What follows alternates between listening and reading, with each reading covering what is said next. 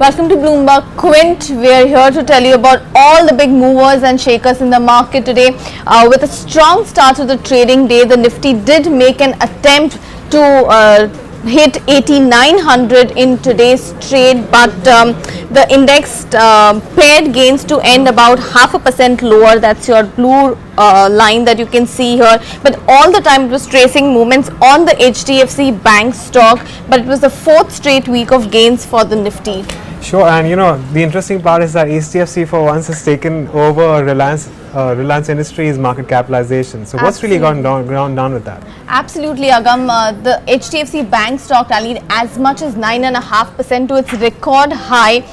Most undoubtedly, that was the stock of the day. Yes. So the stock opened with a gap up after the RBI lifted the FI investment cap in HDFC Bank shares yesterday after the foreign shareholding threshold fell below that 72% limit. In fact, today's strong rally, like you said, made HDFC Bank India's second most valuable company. Now, foreign investors used this window to lap up shares of HDFC Bank, triggering that upper limit once again, and that too within 4 hours of tradings, after which the stock paired gains but still ended about 3.5% higher. But Agam, the lot of writing that was seen in the 8800 put. Yes, as one might expect, because the Nifty once again moved back about 8,800, and which means that we have seen a lot of writing in those puts, which also means that we've seen more unwinding in the 8800 calls, and that's exactly what I'm getting at when it comes to what's happened in the options markets today.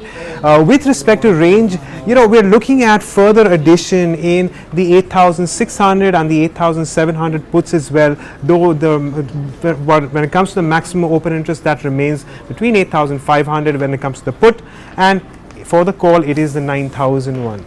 On the whole, the range hasn't changed much, but as I've been seeing and witnessing in the past few days, that we've been seeing more and more supports being built up in the levels of 8,700 and 8,600.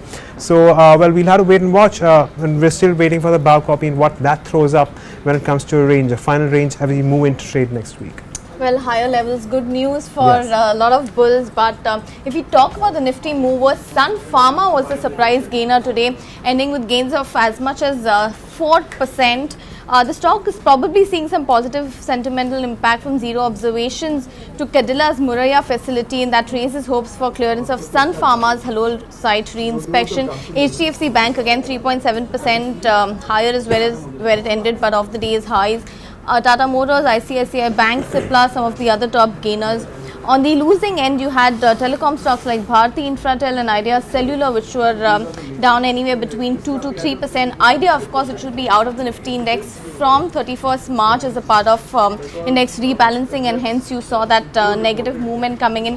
Hindalco also seeing a correction of about 2%, but the broader market breadth was more encouraging today. Certainly, and we have seen the market breadth. We have about 4 gainers for about 3 losers, and what is not surprising is that it's the JP group that's leading the gains as we move into elections. So once again we have seen substantial gains there. We have the likes of JP Infra moving 15.5%, JP Associates gaining nearly 12%, JP Power up 9%. It's of course followed by Chennai Petro and Greaves Cotton, as well as Diwan Housing, all gaining over 5.5 to 6%.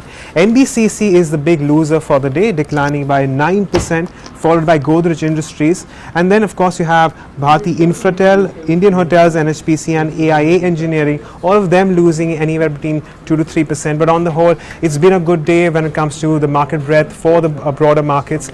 And with that, this is all that we have today. But do remember that we will be keeping an eye on Ambuja Cement's earnings this Monday. This will be one of the last few earnings when it comes to the Nifty counters at least. But that is all that we have for today. Thank you for joining Bloomberg Quint, and stay tuned in for more.